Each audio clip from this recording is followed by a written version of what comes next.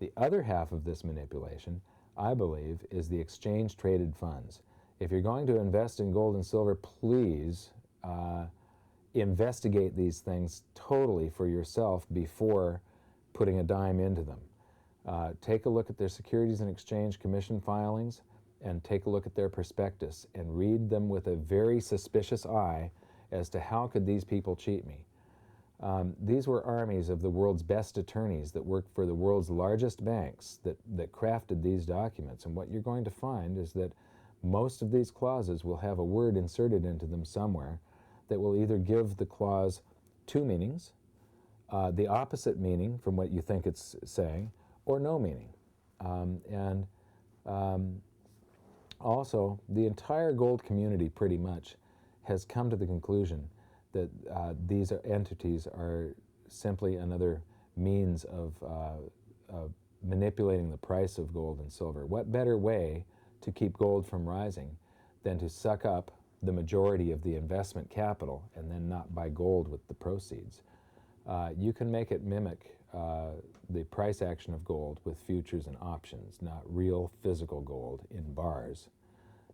If they had all the, if GLD, for instance, that's the ticker symbol for the gold fund, GLD, if they had all the gold, had accumulated all the gold that they say they have, gold should be at far higher prices than it is today.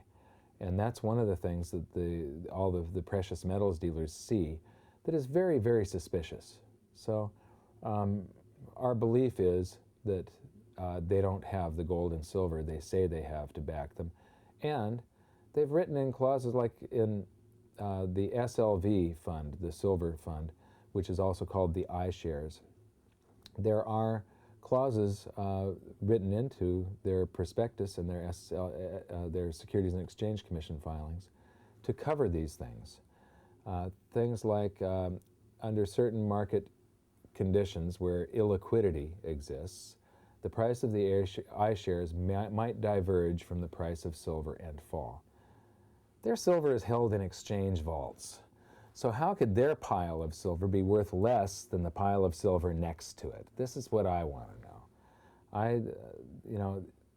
The reason for having this clause is if they were not buying the gold and silver that they say they are supposed to be, and then that is exposed, there would be a rush out of that fund.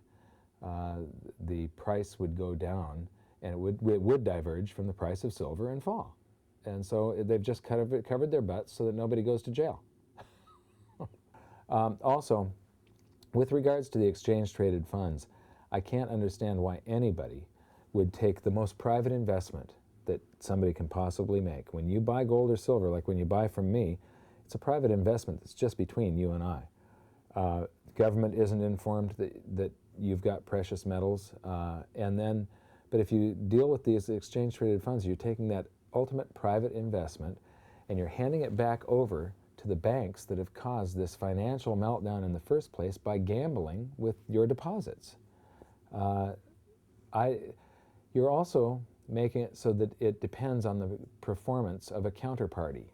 You've got the bank that is going to have to, when you want to redeem those shares, you sell on your brokerage account, and then the bank and the brokerage house have to both perform and credit your account, and then you can write a check against it finally. When you've got gold and silver, you can walk into any precious metals dealer and sell it. When we go into a blow-off top, I guarantee you that people would love to trade you their home or their car or whatever for precious metals. So that happened back in 1980. It'll happen again. Like I said, everything is waves